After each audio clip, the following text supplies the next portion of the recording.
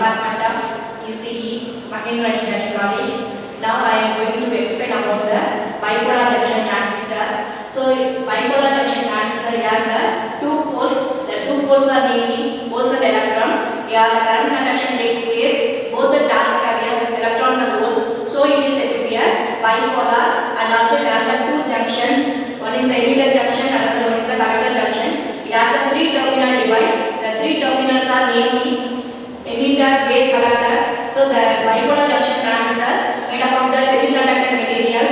So it has the two types, PNP transistor and the NPN transistor. So this is the construction for the PNP transistor. So here the N-type semiconductor, it is sandwiched between the two N-type semiconductor, then it results the PNP transistor. Similarly, P-type semiconductor material sandwiched between the two N-type material, it results the NPN transistor. The N corner is said to be a emitter, center region said to be a base region, the last region is said to be a collector region. The doping of these three regions are different values. The base region is the lightly doped, and the emitter region is the heavily doped, collector region is the moderately doped. So in the why emitter region is the heavily doped means it is supply of the charge carriers. Collector region, it is a moderately doped.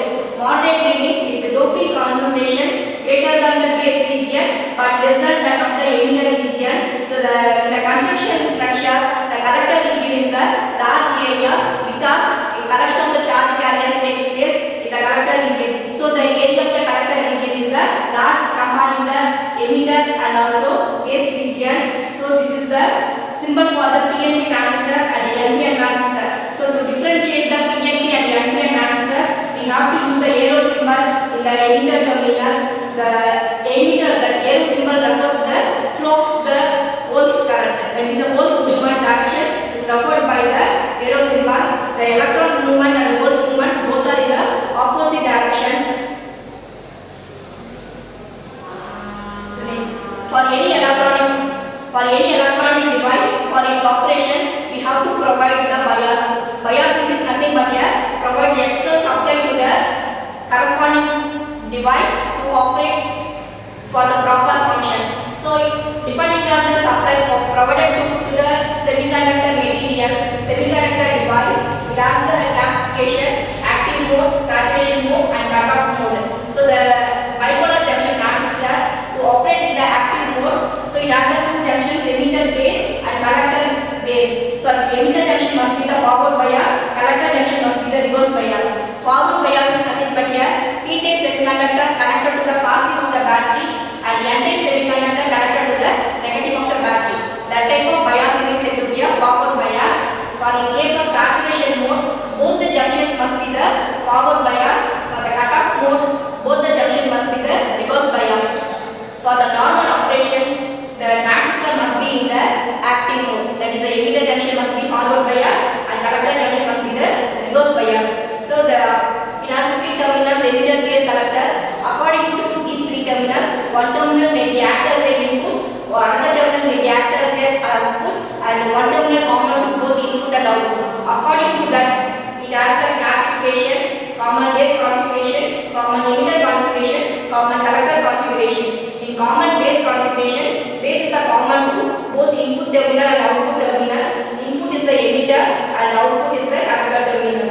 In common emitter configuration, emitter is the common terminal, that is, it is the common to both input and output. Input is given to the base terminal, output is taken at the collector terminal. And similarly, in the common collector configuration, base is the input terminal, emitter is the output terminal. The total current flows into the transistor will be given by the equation emitter current equal to always summation of the base current and the collector current. The application of the transistor is it acts as an amplifier and a switch. So to act as an amplifier, the transistor must be operated in the active mode. To act in the switch mode, the transistor must be operated in the saturation and cutoff mode. The saturation mode, the maximum current flows into the device. So that condition, the transistor acts as an on device.